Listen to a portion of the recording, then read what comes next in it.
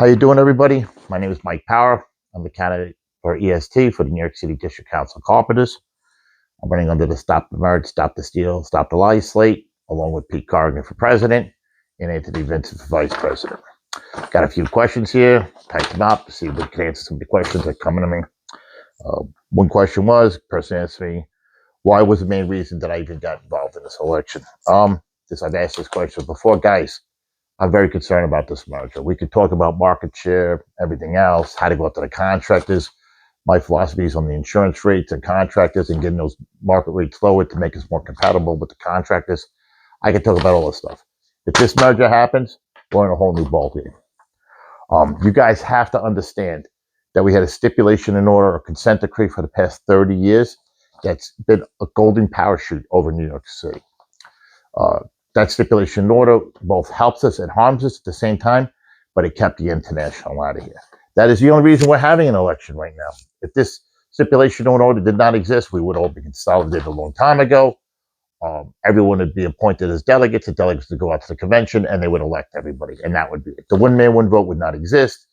There'd be no out of work list rules, and I will tell you, 90% of you out there would never be shop stewards, nothing. Back in the day, 608 before the mergers and everything went to the council. My local was as bad as anyone else, guys. If you didn't have an Irish brogue, you weren't a shop steward. Just the way it is. Everybody was a buddy of a buddy, and they got it. Some of these specialty locals are like that now. You guys have seen it for yourself. The control is what it's about. It's about a dictatorship at that point, right? They just, people that get appointed, right? They're not even elected. They're appointed to a system, and the system is bogus. They tell you it's a 3-day. It's all bogus, guys. Guys have answers to the test. People have it. I know it's in court documents and testimonies. They talk about it, but it's control. That's what it's about. It's control and taking over the money and the finances behind it. But so don't keep in mind, guys, when they talk about these mergers, they put us in this position. They, like I said in the last election, when I told you it would be a merger, and they told you they wasn't, and they lied about it then. Now they're talking about a merger. First, they called it a consolidation. Now they're actually giving up to a merger. Then they say, no, Mike doesn't always talk about, we're only merging the funds. They're merging the funds because they don't want to deal with the stipulation order. If they do the merger the other way, everything that's still left on that stipulation order goes with it. So the out of work list rules, the IG, the oversight, Josh Light, all that stuff gets transferred over. They don't want that. They just want the money. That bothers me, and it better bother you, because that means they're going to make decisions.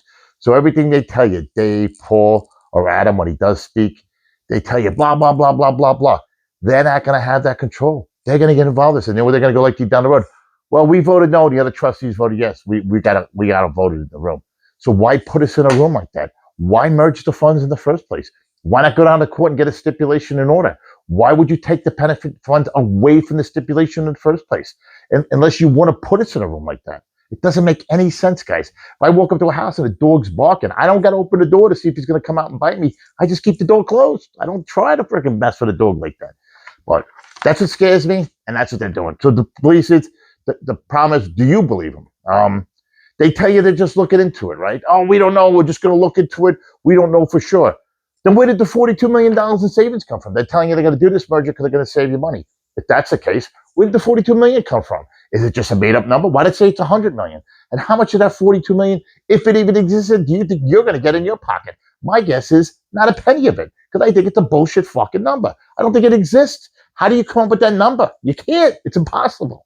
You know, what do the funds cost to manage? The whole thing, it's all speculating what they're going to do, but they're putting it in the hands of other people. It's a disaster, guys. I mean, think of the number, $42 million. Well, where did you come up with it? Well, we don't know. We can't answer the question. You can't answer the question, then why are we merging? It does, when they say these things, you guys, go back to the basic answer, because it's always the basic answer, guys. Then why bother?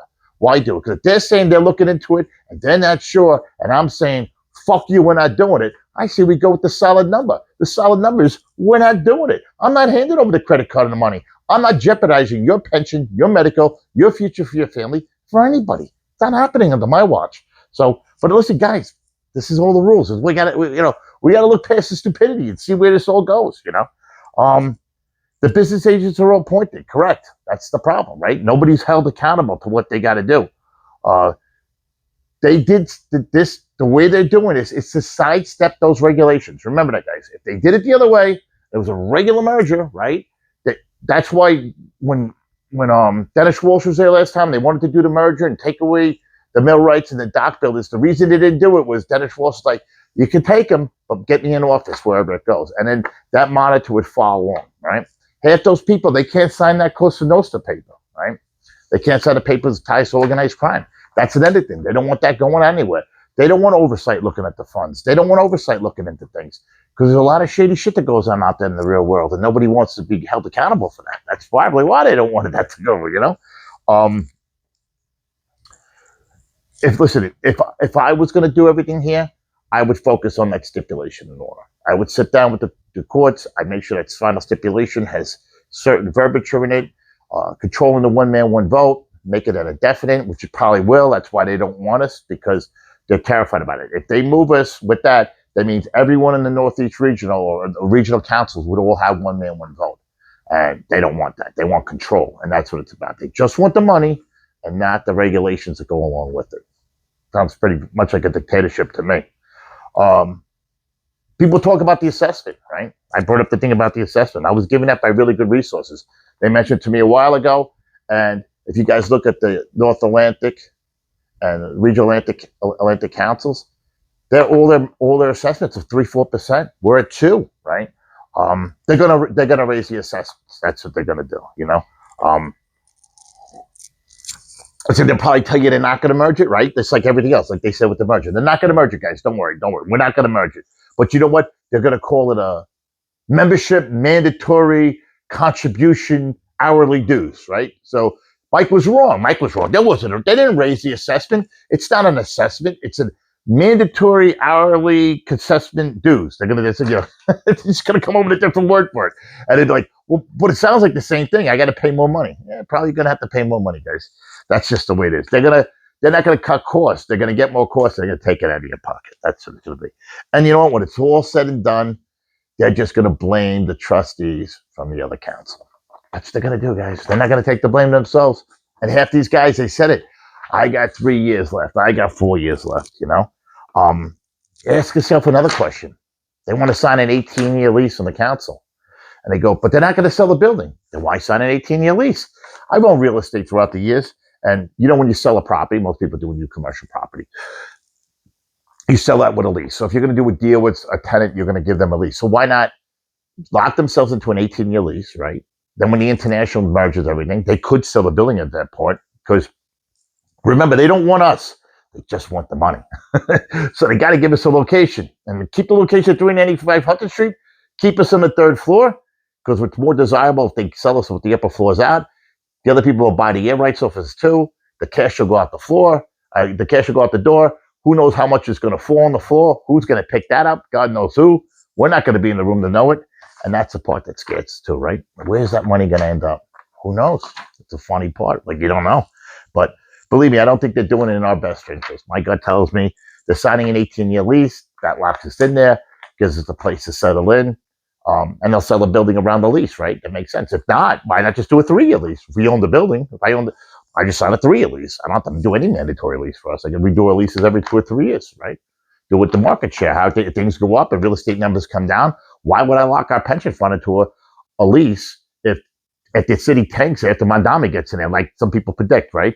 And then the lease rates drop down. Why would I lock us into a mandatory square footage number? Doesn't make any sense, right? I own the building. I'd file a lease every 3 or 4 years, right? Why do an 18-year lease? Just something to think about, unless I'm selling the building. Something to think about. What else we got here? Medical coverage, right? People go, oh, Mike's wrong. They're not going to. Guys, the medical is already been merged. That is called Blue Cross Blue Shield Independent. And the PBM, Frank Spencer, he's the guy running it. Just like Level Care Pharmacy. This was all put together by the International. That's why we walked away from Blue Cross Blue Shield. What was the other one it was? I can't remember what it was off the top of my head. We, not Amalgamated. What the hell was it called? Whatever. The other Blue Cross Blue Shield company. We pulled away from that, and everyone told everything was going to be all right, and we got that. Who's vetting these companies? Like, who's giving them? Or is it just getting the thing out? I've discussed it in my other videos. Makes you wonder, Non-disclosures, guys. Non-disclosures, right? Non-disclosures, non-disclosures, non-disclosures, one after another, right? All signed out. People sleeping out the back door, nothing being people stepping down as business agents, like nothing being talked about because they all get non-disclosures. Scary, right? The lawsuits, right? We got lawsuits at the school, the stuff that went down there. Dave and Paul both implemented in the lawsuit. It's right there in the document, guys. I'll put it up with this video. I'll put the documents up there for you. You can go look for them yourself. Put up by people from the council. People were told to docket paperwork. Apprentices' names were brought in. The sad part is there was apprentices that waited on the list out there trying to get in the union, played by the rules, did the right thing, and they got sidestepped. Somebody broke the rules, and we're in a lawsuit over this because their actions, right? Your leadership, the guys you want to trust, Dave. They let Dave get away with lying on his timesheets. Dave Caraballoso, fact, BA's down there, testified, put the paperwork together, did investigation. They let it slide. Let it slide. Yeah. You have a guy, Mike Vezzarelli, right? He's down at the Javits Center. He was a shop steward. He got caught lying in the no-show thing. He has to pay back his money. He was removed as a shop steward. What did they do with him? They made him a business agent, but he has to pay that money back. The question is, did he pay the money back to the council, right? He collected his pension money and his benefit numbers, and he has to pay the money back to the Javits Center. If he has to pay the money back to the Javits Center, is he under an obligation? He has to pay it back to the council as well.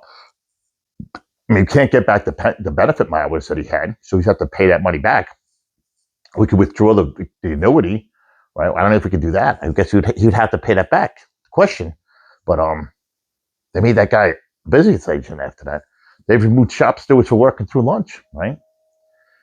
Crazy, right? The steward doesn't call a job and do something wrong. Boom, he's no longer a shop steward. Up shop steward removed. This guy gets a slap on the wrist, and not only that, he gets hired as a business agent. Sounds a little fishy to me. There's more to that story. We'll have to figure it out. But yeah, Paul's knee dipped to that. He went up to the Javits Center and worked that deal out. Hey, listen, I guess it's his boy. He's got to look out for him. But a lot of those applications got tossed out. A lot of those apprentices lost out on that opportunity to join the union. But that's in court now, guys. That's another thing that's costing us money, us the members. They talk about it, the elections. They talk about things. Believe me, these guys do nothing but spend our money. We got, it's a known fact, guys. Guys that are down there, they tell you, when you speak to them, and they're nervous. They know how the operation's going down there, and a lot of people are being held back. A lot of the business agents are being held back from doing their job, and I think it's time. I think it's time for new leadership. I think it's time to go in a new direction. I think it's time to put a new set of heads on that 9th floor or 3rd floor now. Maybe move it and get us in the right direction. They're upset. They said that, we went up to the non-union job and we upset them. The job's completely non-union. We have zero of the work. Zero. Upset the guy. We should be upset him. He doesn't have any of the work, and these jobs that do go non-union, we got to hammer them, guys.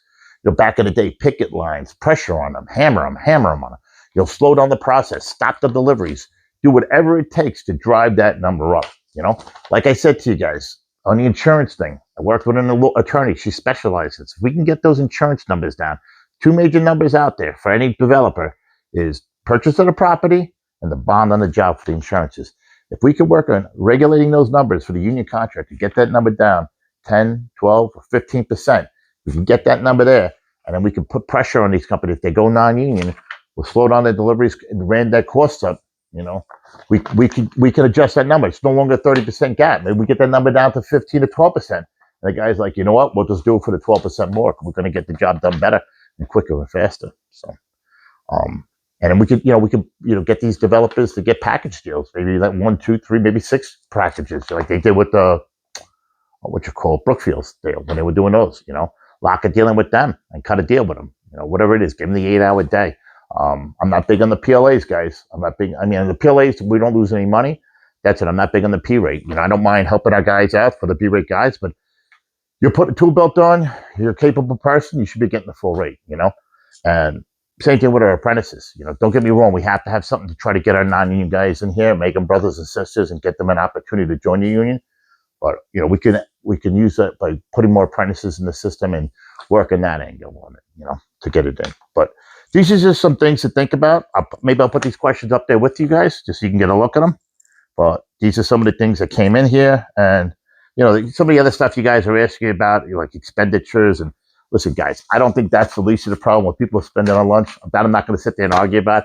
I don't care if a guy gets a tuna sandwich, what it is. I don't think the expenditures is still like that. I think it's more about just commuting fees or whatever they put in for cabs, stuff like that.